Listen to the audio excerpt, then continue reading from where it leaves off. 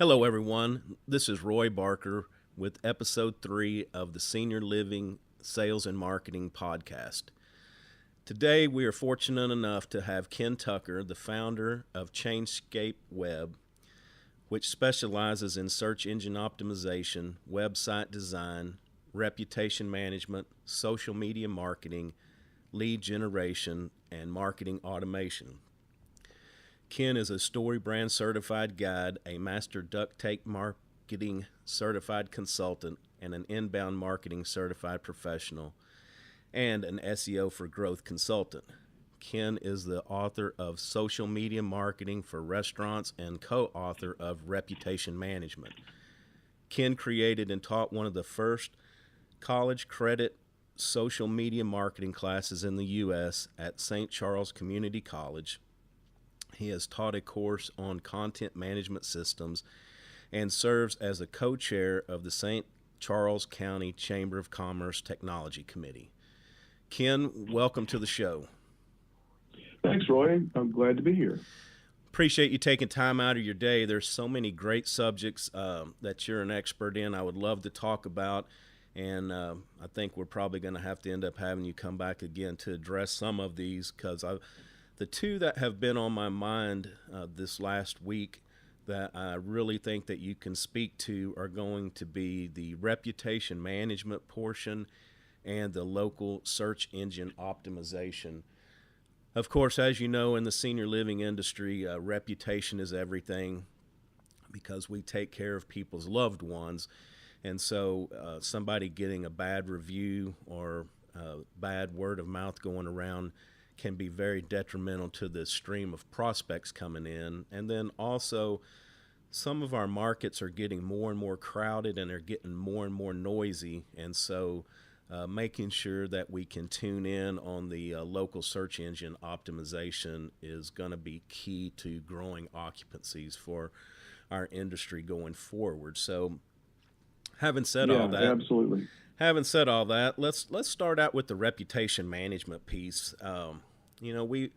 We talked a little before the show, and I guess I see this as becoming more critical. That back in the olden days of the internet, when reviews were created and all these different services out there like Yelp that had reviews, it seemed that my opinion was to help the next consumer, whether I liked it or not, maybe talk about the good points, the bad points. But if I went out and had a one-off bad experience at a place, I probably wouldn't take the time to come home and write them a really bad review.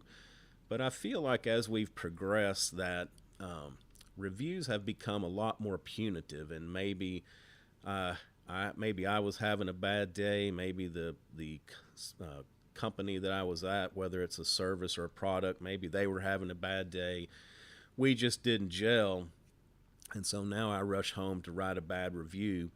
Or even worse, I've heard cases of businesses that have actually been held hostage by customers saying, if I don't get more than what we bargained for, then I'm going to leave you a bad review. And some businesses are so dependent upon these that they end up having to give in and meet their needs to get a good review, or at least not get a bad review. So kind of what are you seeing out there, and what is your take on that?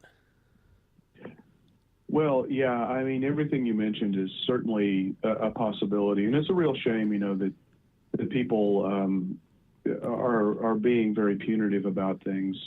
Look, everybody's going to have a bad experience from time to time, and everybody's going to deliver less than stellar service from time to time. It's the reality of things. I think that, one of the important things that we see is, first of all, you've got to be monitoring the reviews that are coming in about your business. And if there are no reviews about your business, that's a strong indicator as well, because you're allowing somebody to fill in the void with what they think their perception is. And the reality is, if there are no reviews and your competitors have strong reviews, they're going to assume that nobody cares enough about your business to write a review about your business. So we strongly recommend businesses take control over their own reputation management, and doing that through what we call building a review funnel. So a review funnel is certainly going to give you monitoring capability to see what people are saying, but it's going to give you a place to drive people to write a review, and also have the ability that, if somebody comes in, like you said yesterday, they could have been one of your greatest champions, and today they had a bad day or a bad experience, or something happened with the care that is maybe more complex, that you need to have a conversation with them, but they immediately look, it's emotional, right? So they feel like they need to go out and do something. Right. So when they go to this review page, if they give you, three, or the way we set it up frequently is on a five-star rating system. If they give you 3 stars or less, they actually are going to get a pop-up window that comes up, and it's actually a request for feedback to say, we're sorry you didn't have a great experience. What can we do to help? And that's going to be an email that's going to be sent to the business so that they can address that concern. They're not going to be taken to a review property, such as Yelp or your Google My Business page or Facebook. If they give you a 4 or 5 star rating, then it's going to take them to those review sites that you deem are important for your business, for people to go write reviews, and they can be healthcare specific or they can be general directories.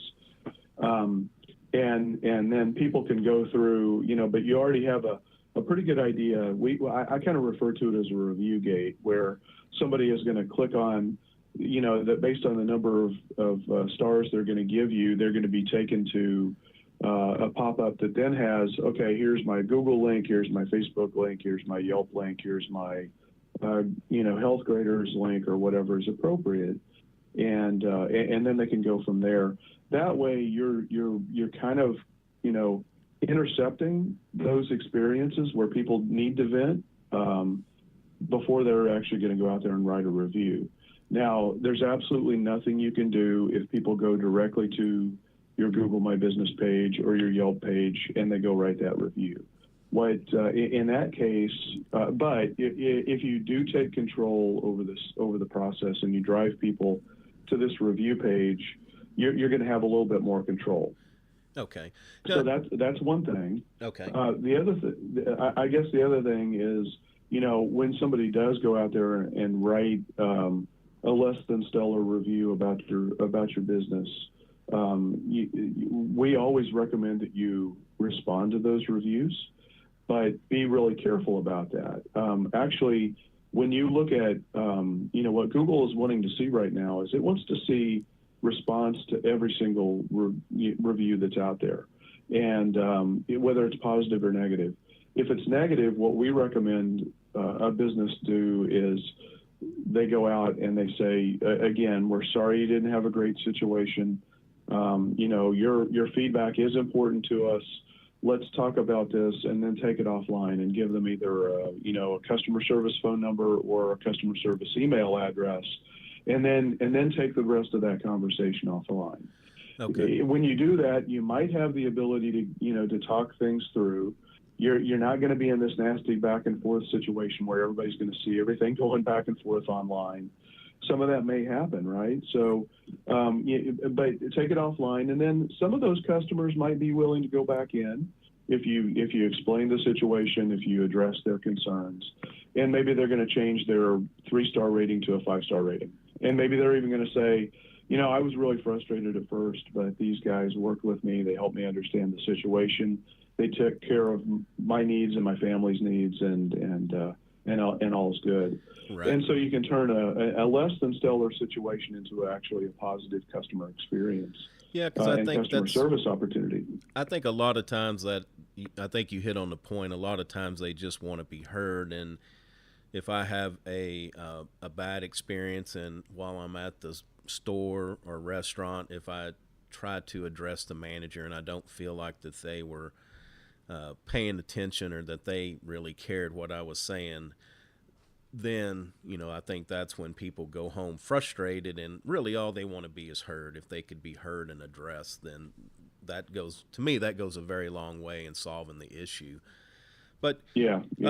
As far as on a company website, you have a lot of control over seeing reviews that people write and that message and being able to address them easy.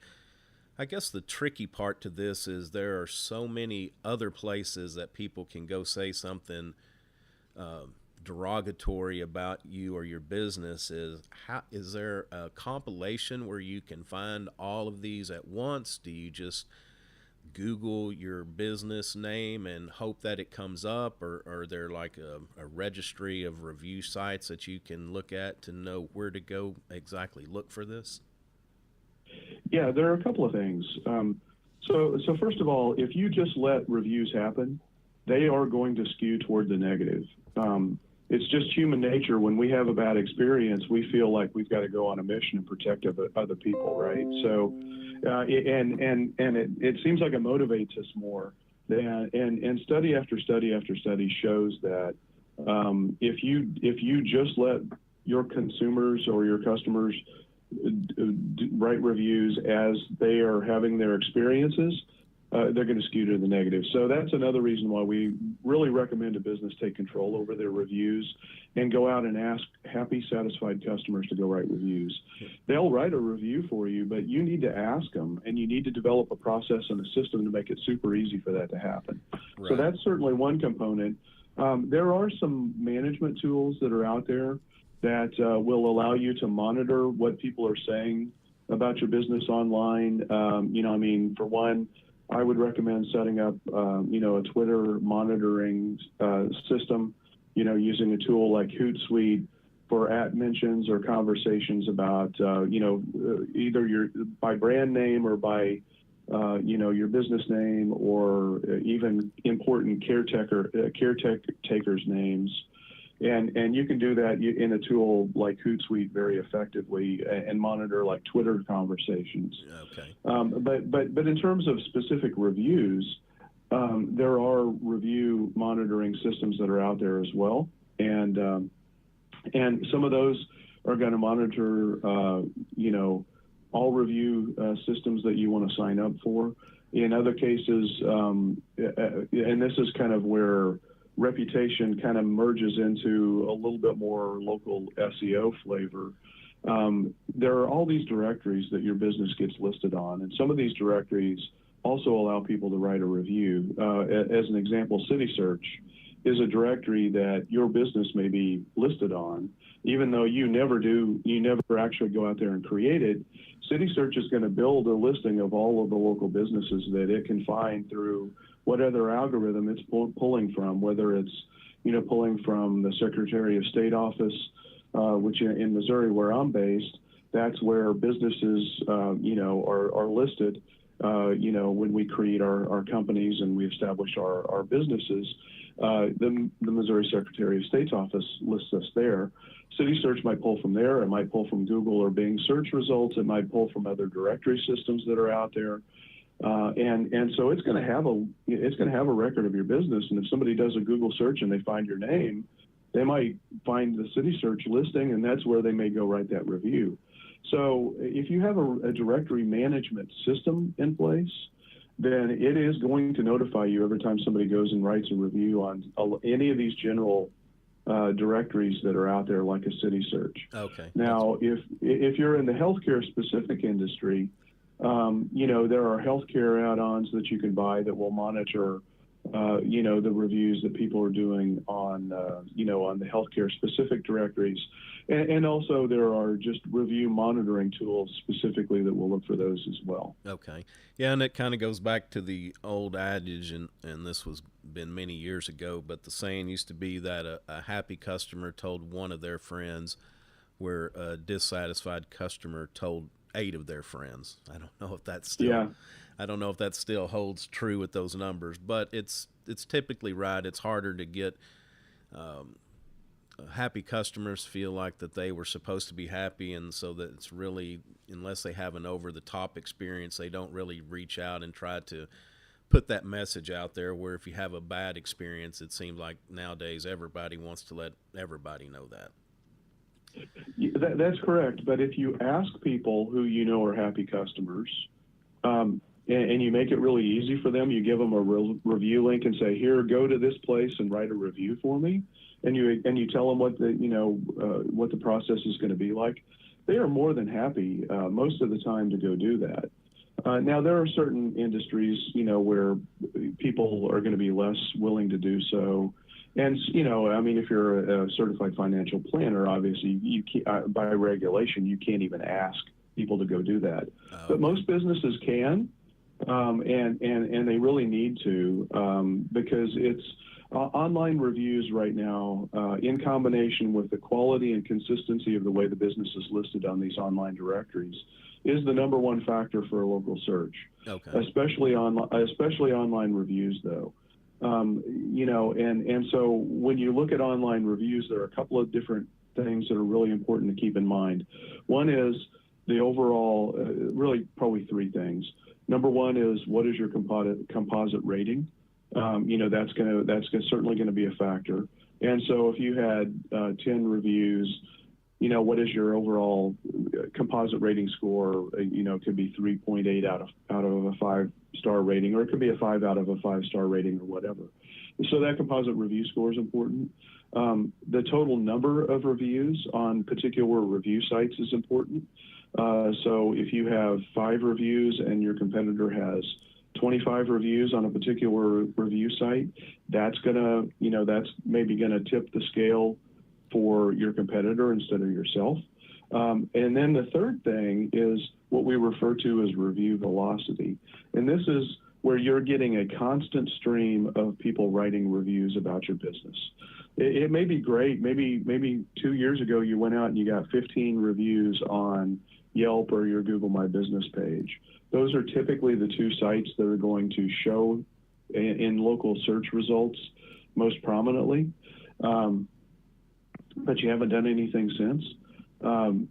Google is going to see there's a point of diminishing returns if you're not continually getting that stream of reviews. So that's another reason why it's really important to develop a system of going out there and asking consistently for high quality reviews. Okay. You want to keep those reviews coming in. When you do that, especially, the number one review site in my mind, bar none, for a local business, if you're delivering care in a local market, is to create a Google My Business page. So if you haven't done that already, go to google.com/business and create that and claim your Google My Business page. That is absolutely paramount. And then once that page has been created and you claimed and you're managing that page, then you want to start to drive people to go write reviews to your Google My Business page. Now, this is the page that's going to show up on the Google Map result. So if somebody were to type in, senior care, Chesterfield, Missouri, you're going to get a Google Map result 9 times out of 10 when you type in that geographic location in combination of, a product or a solution or a service that you're looking for. And, being able to show up on that Google Map result, they're typically showing 3 results, of businesses. That is the most important real estate that any local business can probably be listed on. And so online reviews on your Google My Business page are the most important thing to be able to help make that happen. Okay, great. And you were talking about when we're proactive and we can send our customer or our prospect a link, then once we get it and we can see that it's a 4 or 5, then we have the ability to, I guess, push that out to the Yelps and the Google My Business to help be a little preemptive. Is that correct? Well, it doesn't work quite that way. What happens is you can send people to a page, either on your website or a third-party page. There are pros and cons for both. But you can send them to that page, a review page, and they fill out the number of stars. You can actually set that page to have a stream of reviews that have been written, and you can set the threshold to say, I only want to stream 4 or 5-star reviews back onto this page. And then people can click on the star rating, and if it's 3 stars or less, they're going to be asked to provide feedback that's going to be emailed to somebody in the business so that they can respond to that. If it's 4 or 5 stars, they're going to be presented with which review sites you want them to go write the review for. Oh, okay. There's no system, and honestly, Google and Yelp and all of these different review sites, they want users to be logged in. And so, if your customers don't have Yelp accounts, typically, I wouldn't drive them to Yelp, and I wouldn't drive them to Yelp anyway, because Yelp wants people to do it in a very organic way. So Yelp is the one directory system where you just kind of have to let reviews happen. You better be monitoring your Yelp reviews for sure, but you really can't take control over the Yelp process, because Yelp actually will penalize you for doing that. But most of the other directory systems that I'm aware of, in fact, all of them, you have the ability to control and drive people to go write reviews. And Google is absolutely king. So that's where I would send people first. And but they're going to have to log in with a Google account to be able to write a review. And that's for authenticity purpose. Google wants to see there's a real person that is actually out there writing a review. Now, an individual can have 30 Google email addresses, and there's nothing you can do to prevent that, and they may create a bogus email address just to go write a review. There's nothing you can do to stop that or control that.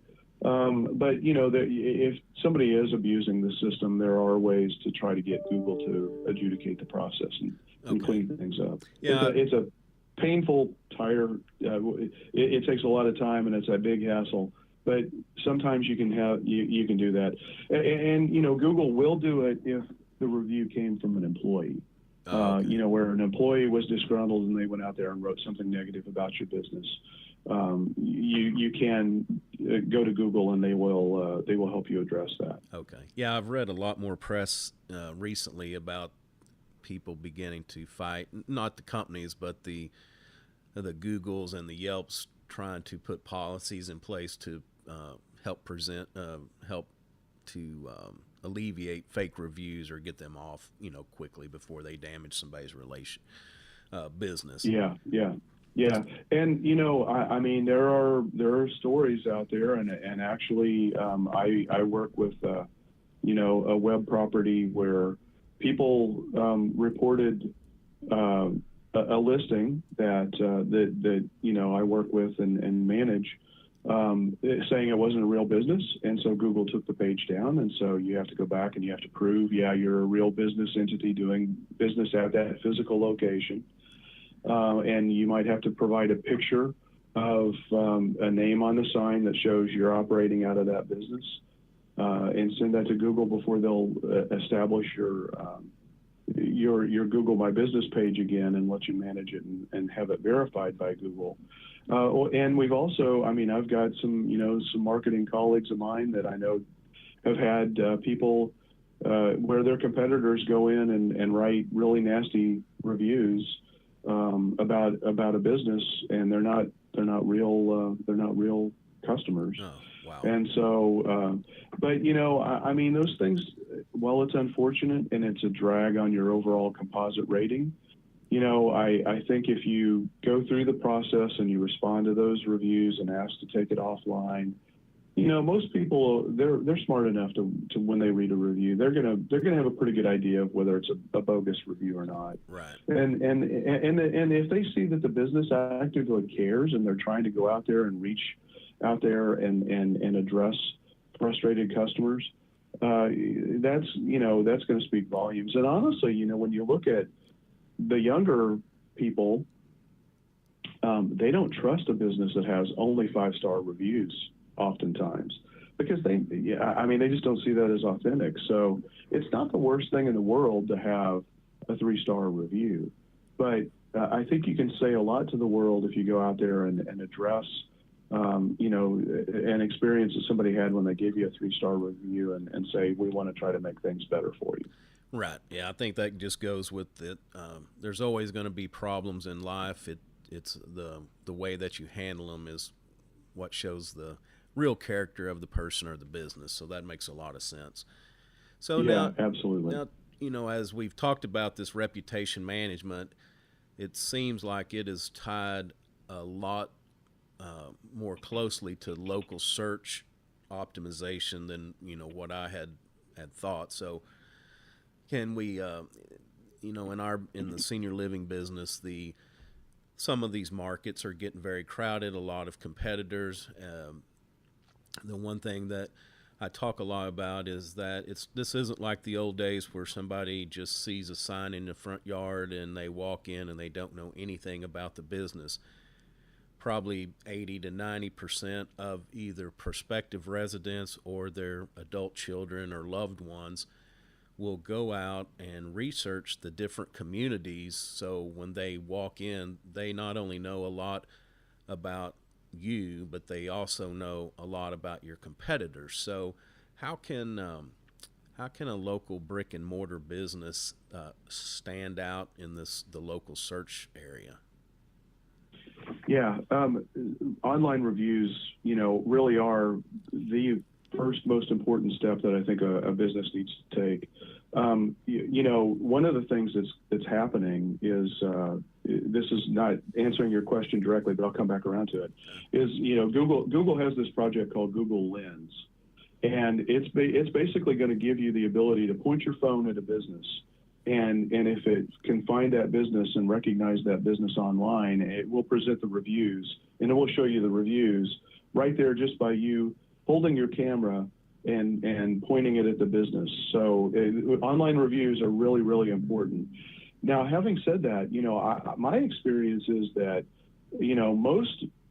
most franchises and most national players, they really hamstring their local service providers because they do not allow them to create an effective local presence. And by local presence, you should have your own website. It should be optimized for the services and the locations that you do business with and that you support, in those communities and those different suburban areas and things like that. Most of these large providers, that operate on a franchise model, they don't let their local business create a local presence. And so building a website, optimizing that website for local search phrases. So don't just optimize for generic phrase like senior healthcare or assisted living, or things like that. Optimize it around the local phrases plus the geography that you're serving. Then build an online presence, that includes getting in these local directory listing services, like I mentioned, City Search, local.com. There are literally hundreds of these different sites, most of which you'll never hear of or even have a chance to come across. But what they do is they send signals, especially when and this is a really important point, it's called name, address, phone number. When your name, address, and phone number are exactly the same, and I mean exactly the same, on multiple of these different directory sites that are out there, those all send signals to Google and Bing and the other search engines. This is the correct, up-to-date, accurate information about your business. So if you have multiple phone numbers, you need to pick one that's your primary phone number. It needs to be on your website. It needs to be in these directory systems. It better be on your Google My Business page exactly the same way.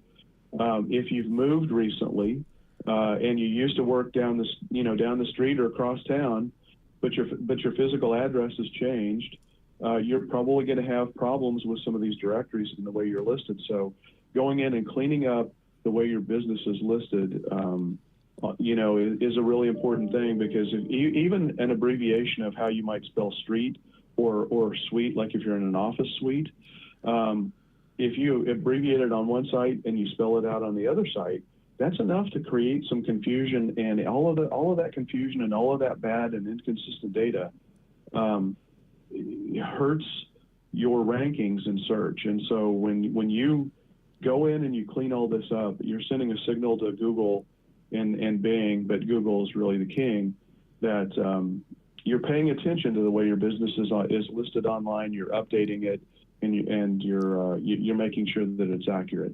So those things right there are huge. Your Google My Business page and these other directories, building a strong online reputation, and then having a website that you can actually truly optimize for local search.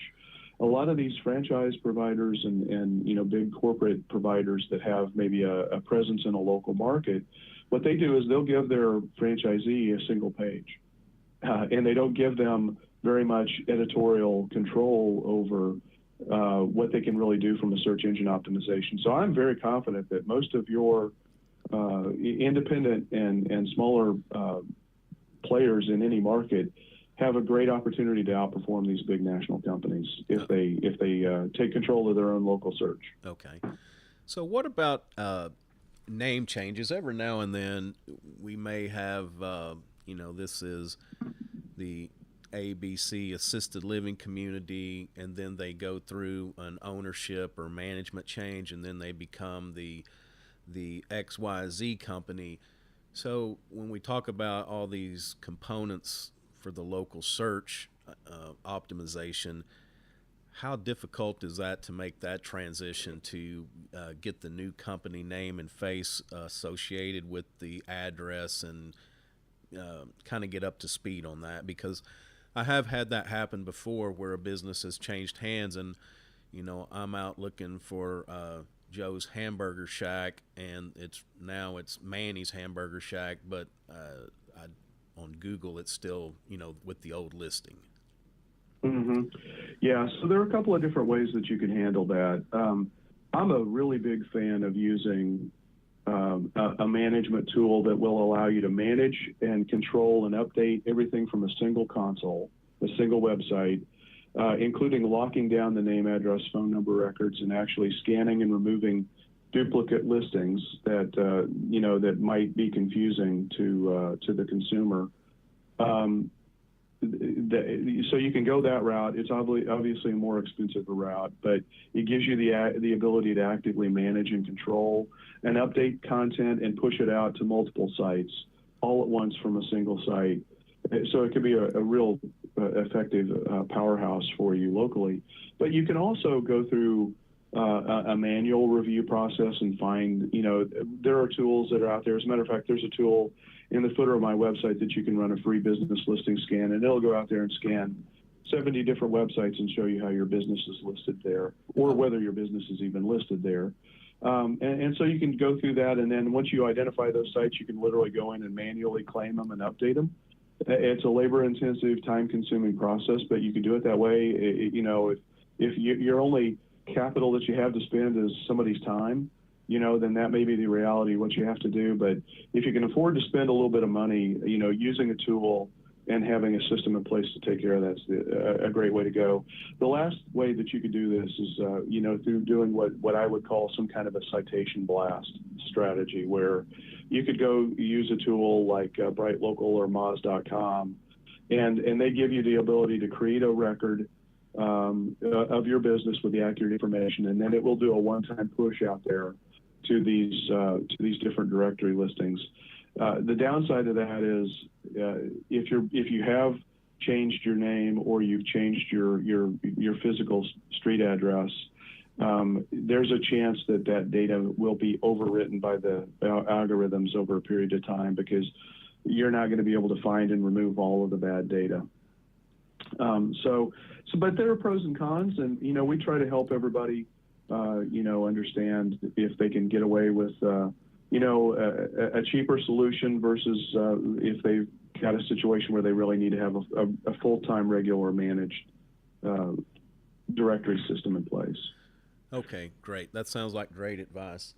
Well, Ken, we're going to wrap it up for today. I do appreciate your time very much, and like I said, there's so many topics that I think we could cover. I would like to invite you back for a future show to cover a few more of these, like the marketing strategy, lead generation, things like that. But before we go, do you have any, SEO or marketing related books that you would like to recommend that you've read lately? Yeah, I'm a big fan of Duct Tape Marketing, which is it's a book that was written several years ago, but it's still it's great for a business to help understand what they need to do to put a small business marketing strategy in place. The most recent book that I've read that just is has a wow factor to me. So much so that I went and got certified to be able to consult using their methodology. Is a book called StoryBrand.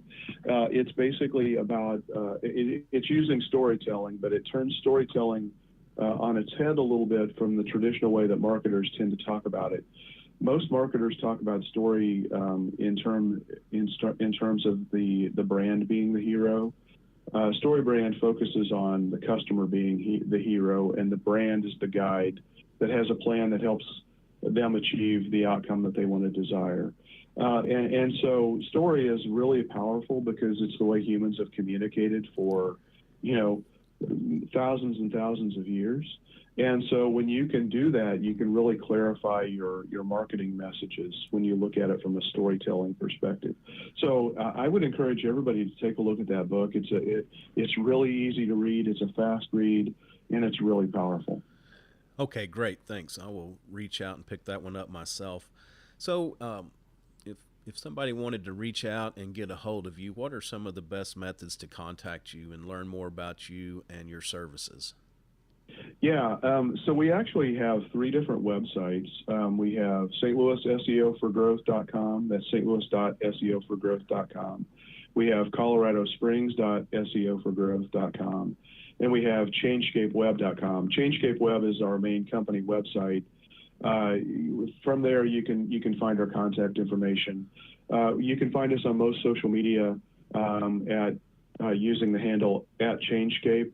And then I've written a couple of books, one on reputation management and one on social media marketing for restaurants, which has a lot of information that I think is highly relevant for really any brick and mortar type of business.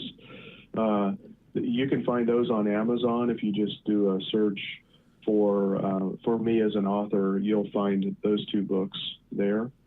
And then, the last thing I would say is if anybody wants to learn more about reputation management, I've got an online webinar that people can watch at their convenience. And I also mentioned this free business listing scan tool. If you go to my website, changescapeweb.com, and you go down to the footer, there's going to be a column that you'll see in the footer called Free Stuff. And there are links there that you can sign up to watch the online reputation management webinar or, run that business listing scan to see if your business has any bad data out there that you need to get cleaned up. Okay, great. Thanks for all the great information, and I'll be sure and include all of that in the show notes as well. So, Ken. Okay, awesome. Thank you. Yeah, Ken, again, thank you so much for your time and all the great information. I look forward to speaking with you again in the near future. Absolutely. Thanks so much for your time, Roy. I really enjoyed it. You bet. All right. All right. Yeah. Until next time, we'll have a good afternoon. Thanks.